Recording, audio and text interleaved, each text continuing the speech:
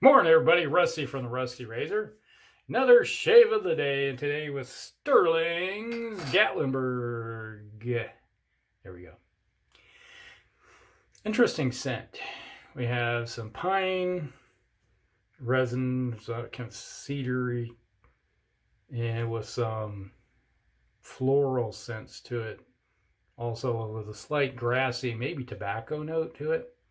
I have to take a look at the scent profile. They'd say it's on here, but that's what I'm getting across right now is like almost a vanilla tobacco, cedar, pine, could be juniper, I'm not sure, somewhere in there, maybe balsa. And that's what I get off the puck. When you lather it up, you get more. It's kind of a smoky. I get kind of a smoky note to it. It's like you take a little bit of pine, that's coming off the campfire. It's not a really heavy smoke scent, but it's just like a hint in the background that's going over the pine notes with some little grass tobacco.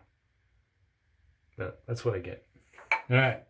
And today, it's like kind of a complex scent there. It's like every time I smell it, it's slightly different. Edwin Jagger with Statum blades. Yep, nice little combination for the day. And we'll be using, I decided just to go with the Pinaud Clubman vanilla. This is a nice little scent too. Was debating whether to go with just Old Spice, or I decided to go with Pinaud Clubman. What the heck. All right. I need to do a brute shave. I've been using less brute ever since I got the PAA at 2. It's like, now it's like, it's like, okay, if you want brute, I'm just going to shave with that one. And I realized, I'm not using the brute very much anymore. It's amazing how you start pigeonholing yourself into certain profiles. It's like, oh, I can't use this unless I'm using this. Before, it's like, yeah, I just feel like using it, and it doesn't matter if it matches or not. Oh, where are you going?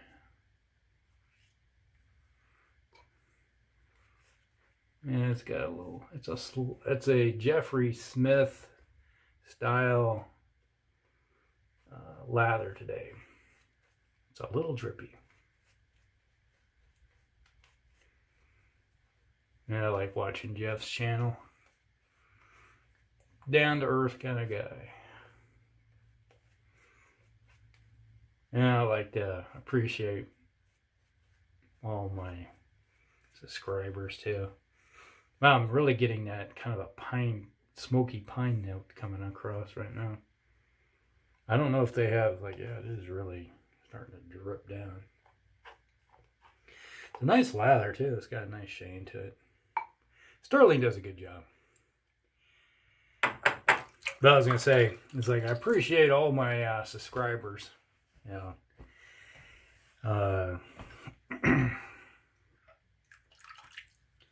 Was it James Morrell? Yeah, I know.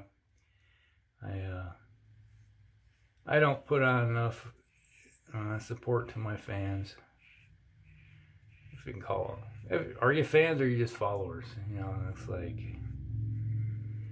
all on the same journey.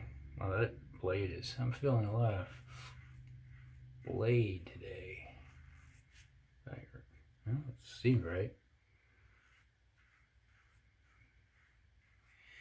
These Statums, I think the Statum blades are slightly thicker because I'm getting a different note when it comes to, like, when you used to a blade, you hear a ringing sound. This is more of a scraping sound you're getting from a heavier blade.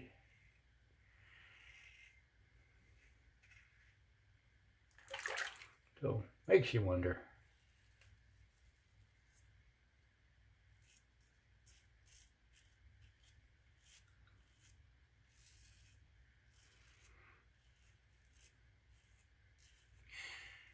It seems to be taking everything down pretty decently.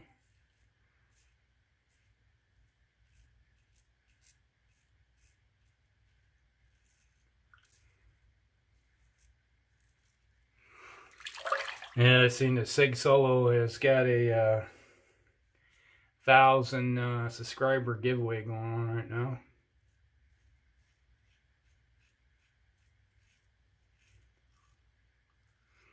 He went from like 300 subscribers to almost 1,500 overnight. Like, wow.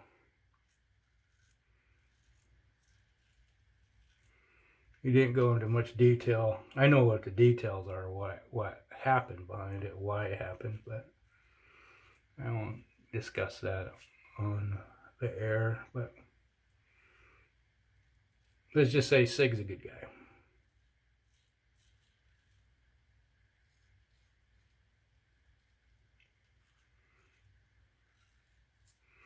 All right. First pass done. And I still have my face, which is a good sign. All right. Knocked it down some. All right, what are we doing here? This outside of my bowl is a little slick. Must have got a little bit of lather on it the last time. Not good at all. And that scent reminds me of being involved in a forest fire. Oh. Definitely, it's like I got a lather that I want to wear here. It wants to be everywhere.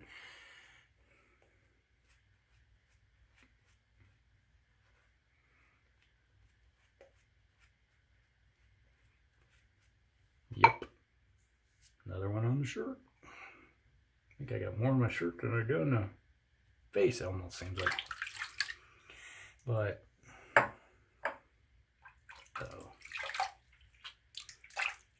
yeah. A little bit in the mouth. Not good. Don't like that. I was going to say, this kind of reminds me of a forest fire. It's not a... Almost reminds me of a peated peat bog that was on fire, which I've experienced before. Heck, I fell into a peat bog fire myself as a kid. I was probably 12. Yeah, I was about 12. I think it was in 6th grade, going into 7th grade, I think, or maybe it was. But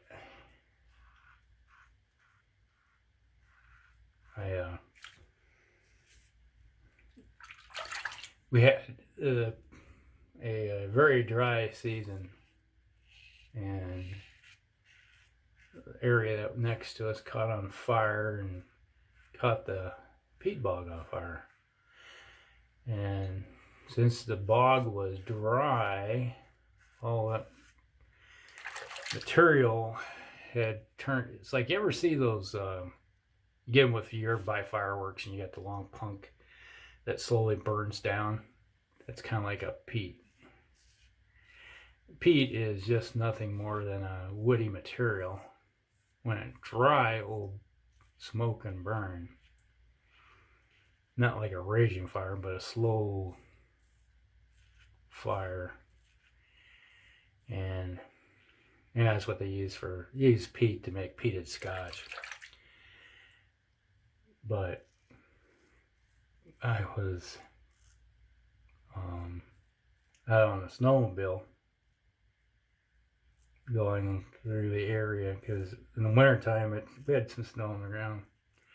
And I was going along, and I go to make a turn, and I bogged down. It's like I fell in a hole. I really did fall in a hole. And what it was is that the peat underneath had caught fire, was continuing to burn, and then the snow that was laying over top of it, kind of a slight little crust, like a ice crust across the top, but it was like a hole in the snow. And it was like, I fell into it when I was making my turn. So I was like, oh, I need to hop off the sled and get myself uprighted. And I as soon as I hopped off, I fell right into it. It didn't bother me immediately. It's like I'm sitting there trying to get it, the sled upright, and I'm just like, man, this is hard. And all of a sudden I felt it. It's like, whoa, whoa, I was like, whoa, I'm on fire. Literally, I'm on fire. And I fell right into this peat fire that was slowly going. And I come out, and I was like, I'm kicking off the ash and burning material off me. It's like there's smoke coming up, and it's like, yeah, have you ever kicked a campfire with all the coals and stuff, and you see everything go floating up? That was me. And I was like, man, that's not good at all. And finally, it's like I got the sled out of the mess. The old Skidoo, which is now a Can-Am, you know, those guys.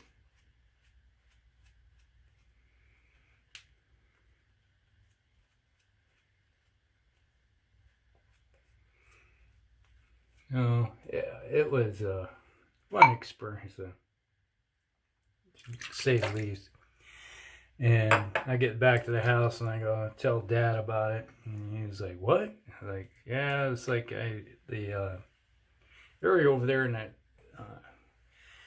property over there by the swamp is on fire. He's like, oh yeah, okay. Well, hopefully come spring it'll go out, because we'll get we had a lot of snow, so when it actually melted, it should put everything out. And it did eventually. But yeah, we need to keep an eye on that. He says, if anything, I need to bring in the D8 cat.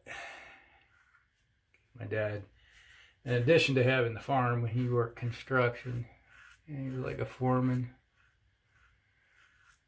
So it's like, you'll find out a lot. It's like a lot of people that have farms, it's like somebody on the farm, if there's enough, will actually work outside the farm. And he did. He did construction work in the summertime and spring and fall. And he had access to all the equipment he wanted. If he needed a skid loader or a bulldozer, small bulldozer, backhoe, you name it, he had it. All you do is, he many times is like, yeah, I'm gonna take down these 20 acres of trees, and after we logged everything out of it, you know, that was worthwhile, and then he'd come in with the bulldozer and flatten it, throw it in the windrows, and let it dry out, and then come sometime in the wintertime, and you got a lot of snow on the ground, when you have to worry about the fire getting out of control, then he would burn it.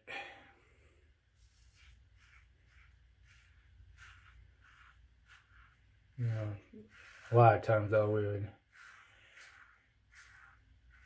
pull all the trees out that we wanted for firewood. We had wood heat in the house. I didn't know what anything but wood heat until I was like 17.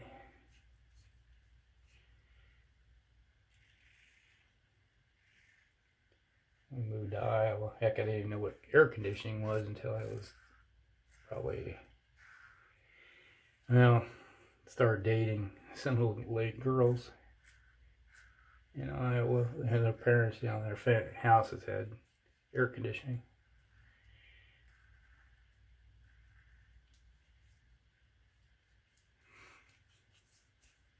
All things you learn. Never needed AC in Minnesota. Northern Minnesota, a hot day would be like 85 Fahrenheit, which, I suppose is around maybe 30, somewhere in there. When it comes to Celsius, off the top of my head, I'm not thinking. So if you want to do the math, or find the conversion program for you.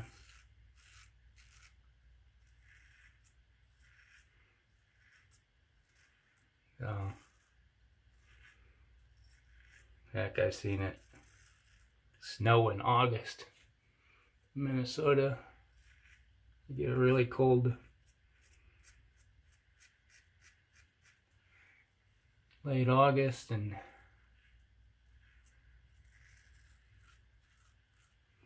a lot of times you get frost in late August, September. So it would be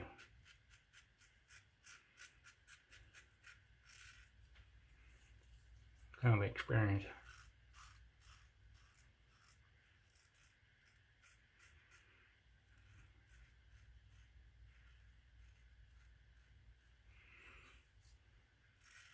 Yeah, it seemed to be working. A little more on the face.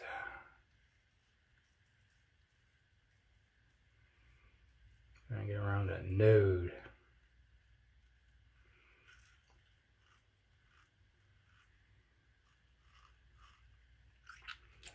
Yuck. Not a good day. Looks like I opened that up again. There's a neighbor dog barking. Could be the mailman.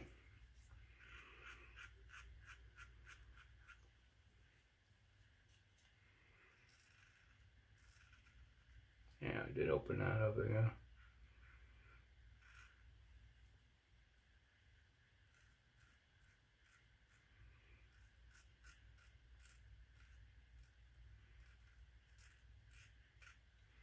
Alright. Oh, right there.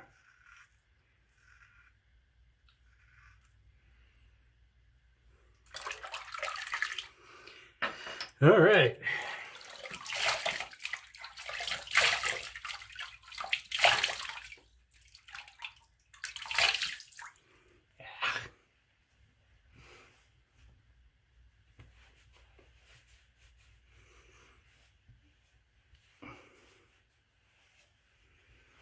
I think we're good.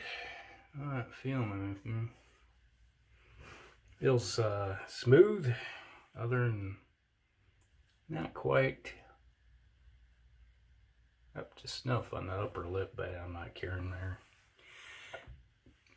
Alright, where'd it go? There it is. And I'd say that Edwin Jagger with the Statums, they're working for pretty good. Alright, Pinaud Clubman.